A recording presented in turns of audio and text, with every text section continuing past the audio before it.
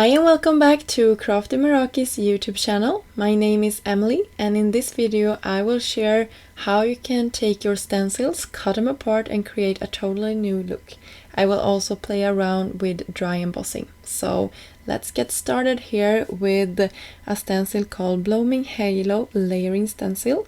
And it's one of my absolute favorites. I think it's super pretty, and it comes with I believe it's 4 layers for the flowers and leaves, and you can see how you really can play around with the color choices.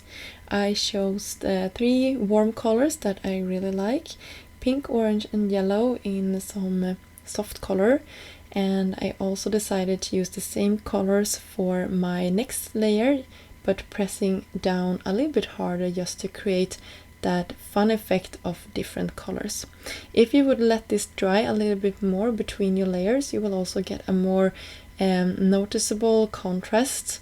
If you are in a haste and blending these layers together a little bit too fast for the next layer, they will blend a little bit more smoothly in the transition. So that depends on the look you're going for. For my project today I'm using Nina.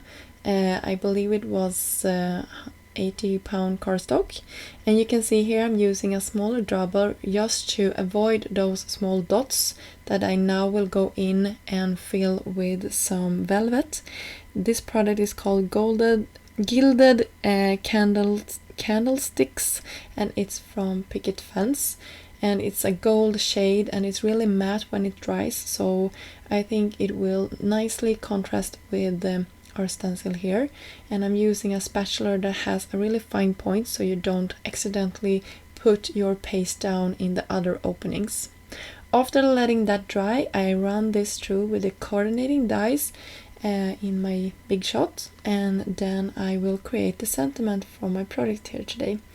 So I will have a sentiment that says thinking of you, and when I am embossing sentiments I like to create a couple of them at the same time, just to make sure that I have at least one of them that is nicely embossed.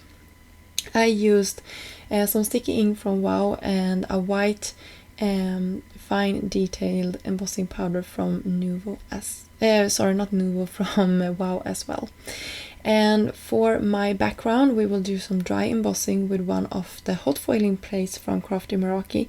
This one is called Diamond Dazzle, and it's really pretty when hot foiled, but you can also use it to dry emboss. So I just run that through my machine after spritzing my paper, and I used one of those foam mats inside, so you get this nice impression. So you have to look at your machine which like settings you need to do, because I believe it's a little bit different from all of them, but it's really fun and it's a way to stretch your supplies that I really like and enjoy doing. I cut my wreath down here to a couple of flower clusters. I'm just cleaning them off now so I don't have any fun edges or hard edges where the wreath was connected. And now I can play around with how I want to place down my flowers. So these now look like sort of embellishment. You can use them on a scrapbook page or whatever, but I was thinking firstly that I was going to use them with those small birds from another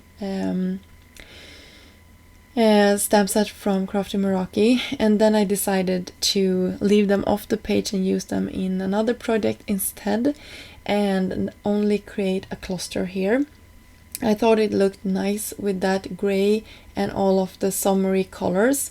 I know it's fall, but I still want to keep the fun and bright colors in my craft room.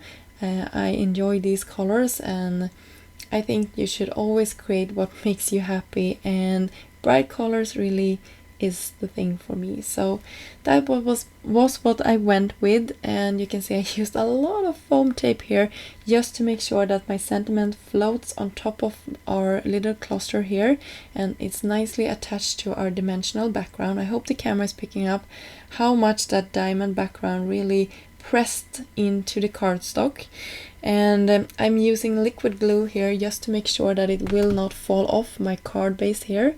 So I cut it to be slightly smaller than a standard A2 size card front, just to make sure I had that nice white border that connected with our sentiment, just to tie everything in. And for the embellishment part, I used the gem drops, Veronica